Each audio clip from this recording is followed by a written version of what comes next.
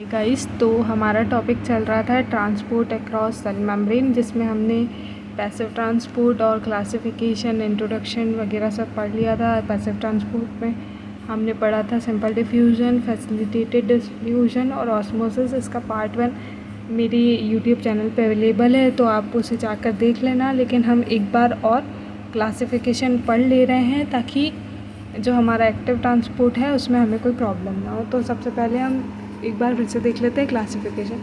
तो देखिए, जो हमारा क्लासिफिकेशन है वो उसमें क्या है, एक्टिव वर्सेस पैसिव ट्रांसपोर्ट है। तो एक्टिव ट्रांसपोर्ट में एनर्जी की रिक्वायरमेंट होती है और पैसिव ट्रांसपोर्ट में कोई रिक्वायरमेंट नहीं होती है, क्योंकि क्या है कि पैसिव ट्रांसपोर्ट में हम higher level to lower level जाते हैं, मतलब कि जैसे कि पहाड़ से नीचे उतर रहे हैं वैसे। और एक्टिव ट्रांसपोर्ट में लोअर लेवल से हायर लेवल जाते हैं, जैसे कि पहाड़ चढ़ रहे हैं, तो एनर्जी की रिक्वायरमेंट तो होगी। अब हम बात करें गोल्स की, तो पैसिव ट्रांसपोर्ट में इक्विलिब्रियम इस्टेब्लिश करने के लिए ये प्रोसेस होती है, और एक्टिव ट्रांसपोर्ट कंसंट्रेशन ग्रेडियंट को मेंटेन करता है। तो स्टार्ट करते हैं एक्टिव ट्रांसपोर्ट से। एक्टिव ट्रांसपोर्ट, जैसे कि हमने अभी जाना कि उसमें एनर्जी की रिक्वायरमेंट होती है, क्योंकि क्या है कि वो लोअर लेवल से हायर लेवल मॉलिक्यूल्स हमारे ट्रैवल करते हैं। It is energy dependent transport of molecules or ions across a semi-permeable membrane against the concentration gradient requires metabolic energy।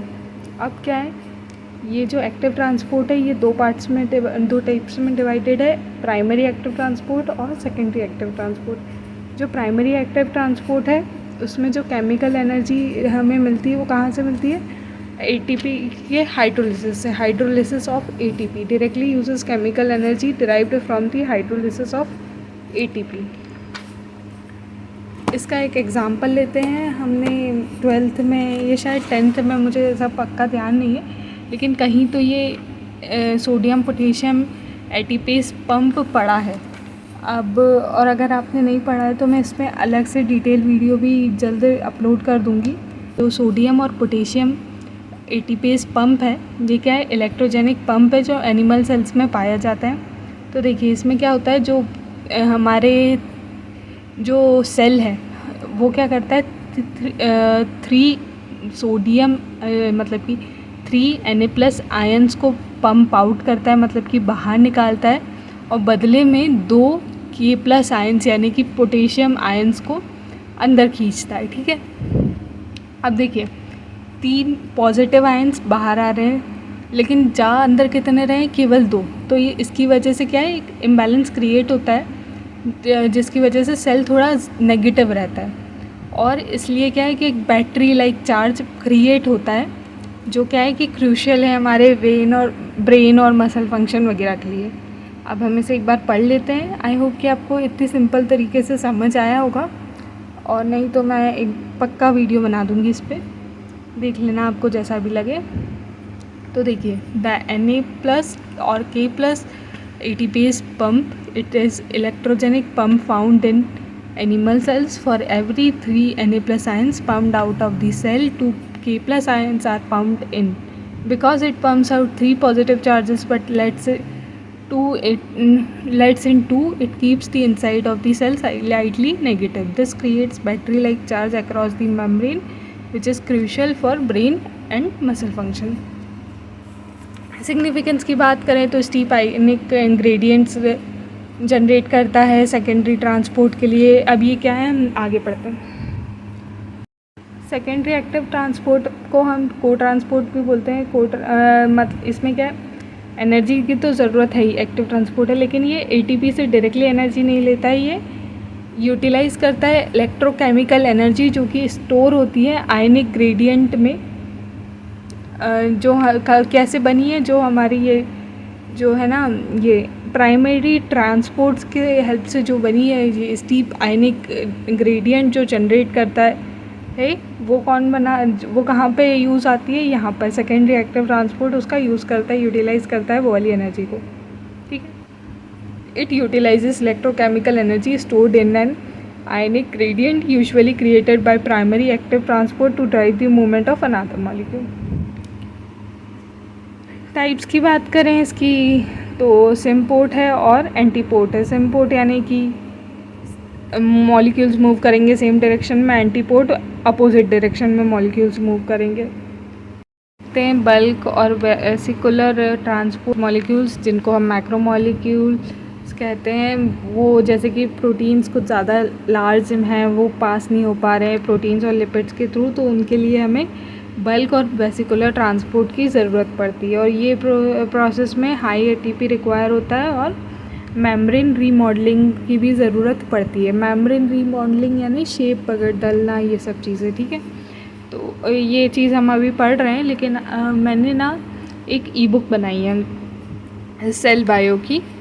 तो BS स्पेसिफ़िकली वो टारगेट कर रही है BSc फर्स्ट ईयर को, और फिर MSc स्टूडेंट्स भी उसको ख़रीद सकते हैं। और बहुत एकदम एक चाय के प्राइस से भी सस्ती है, 20 रुपये की है, 19 रुपीज़ ओनली। तो अगर आपको बिल्कुल एकदम प्रिसाइज नोट्स चाहिए डायग्राम्स के साथ, निमोनिक्स के साथ, प्रीवियस ईयर क्वेश्चन भी उसमें कुछ कुछ इंक्लूडेड हैं और इम्पॉर्टेंट क्वेश्चन आई गेस, तो मतलब आपको एकदम अच्छे नोट्स चाहिए तो एक बार ज़रूर उसे खरीदिएगा। इतने 20 रुपये तो आजकल ऐसे ही खर्च हो जाते हैं, इतने सस्ते में तो कुछ भी नहीं मिलता है।